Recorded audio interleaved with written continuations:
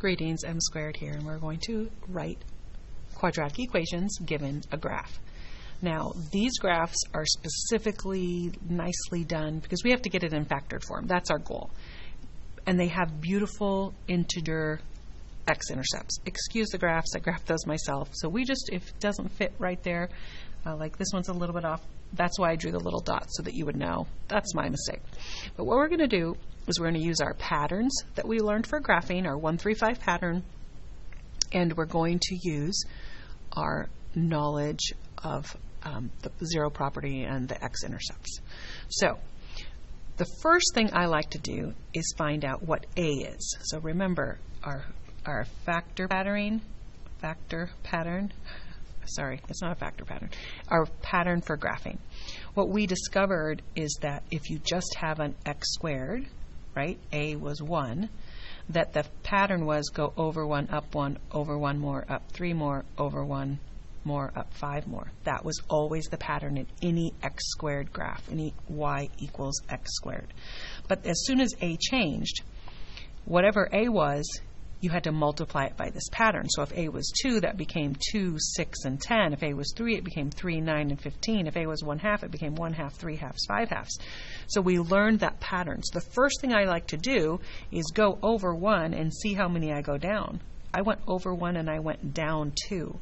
So that way I know my A is 2. It's upside down, so I know my A is -2. So that's the first thing I'm going to do. I'm just going to look at each graph and I'm going to find the A.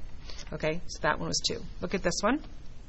Over 1, I can't really tell if it's a third or a fourth, so I keep going. Over 1, up 1, something, and then, oh, it's right there at the integer. So that makes me think it's 1/4 and 3/4, or 1, 3, 5. Yep, and that's the 5/4, and then there we go. So I know that A is 1/4.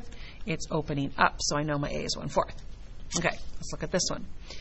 Over 1, down 1. I know A is 1. It's upside down, so I know my A is -1. And then this one, over 1, up 3. Okay, so A is 3. So now I know my A's. The next thing I want to do is remember, our goal is to write them in factored form. And there's an algebraic way to do this, but if you know your pattern for graphing, it's much easier to do it this way. So now we look at where the x-intercepts are. So I have an x-intercept at -2 and at 3, 4, 5, 6, -6.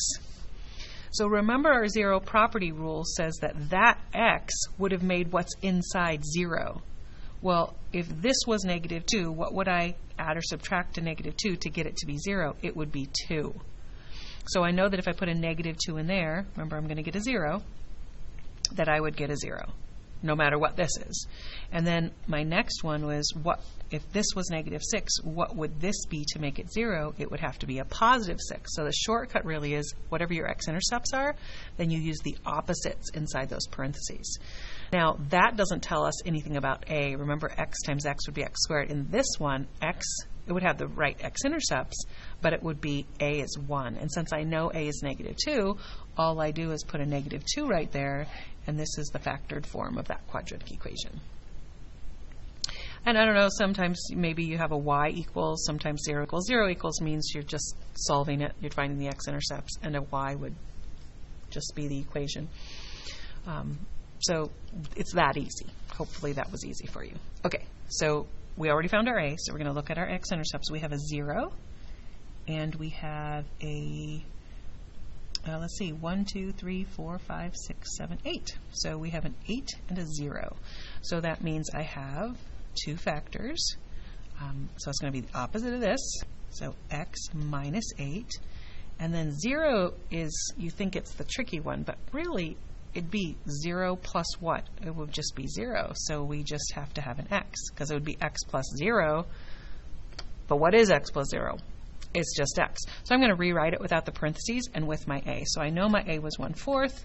I know that one of the factors is just plain old x, and so this would be my other factor. So this is that equation, the equation of this parabola, in factored form. Remember, that's our goal, writing them in factored form. If you had to get it in standard form, you'd just multiply using distributive property or FOIL. but this one is the easy one because it's just factored. Okay, so we know a is -1.